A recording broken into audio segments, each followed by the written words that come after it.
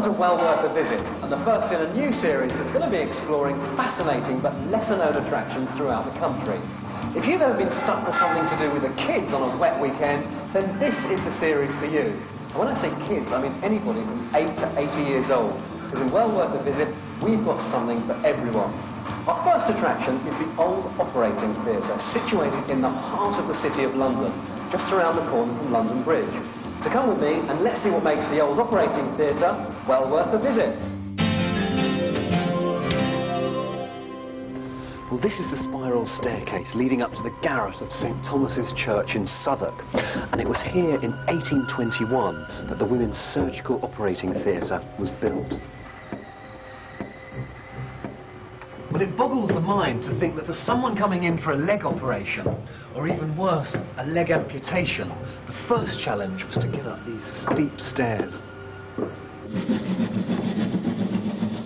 Well, that was a sound that must have put the fear of God into a patient waiting to have a leg amputated back in the 1820s. Kevin Flood, you're the curator of the Operating Theatre Museum. Just how did a surgeon go about doing an operation in those days? Well, they prepared the patient in the ward, which was just next to the operating theatre, and then they brought them into the lobby and held it down while the surgeon was doing the operation. The standards of cleanliness in 1822 were pretty primitive compared with today.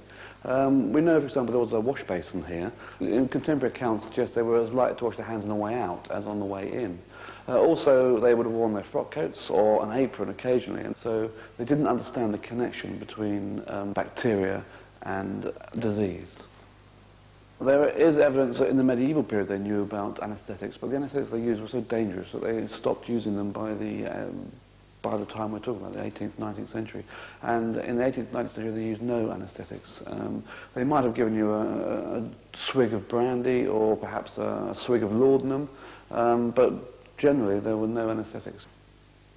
Well, in the old pictures you just see, there's 6 or 7 people around the table.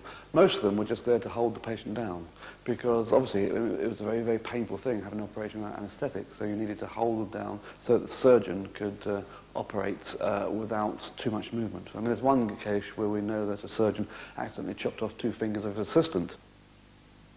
For a major operation like an amputation in this period, they would use instrument sets, and this is a curved knife from one such set, used probably in the Georgian period, and for this you'd use it to cut right through to the bone, through the skin and the muscle in one fell swoop.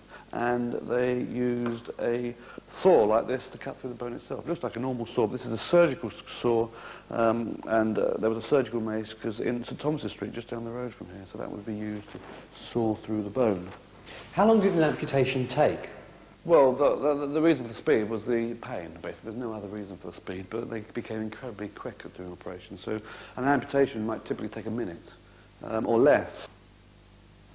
There would have been the dressers and the apprentices. These were the people training and were assigned to the surgeons. Then behind them there would have been the cubs, and these were people who had come up to London for 6 months or a year to follow the surgeons around the wards, and the circumstances would have been quite noisy and rowdy because they wanted to see, they'd paid to see, so if someone had his head in the way, they'd shout, "Heads, heads, get your head out of the way." The 2 things that transformed surgery in the 19th century were anaesthetics, which were introduced in 1847, and then antiseptic surgery in the 1860s, following the work of Lister and Pasteur, where they eventually realised that cleanliness was important, so they really started to develop new techniques from the 1860s onwards. Well, frequently we think that everything was better in the past, but this place makes me glad that I'm living in 1996. Followed by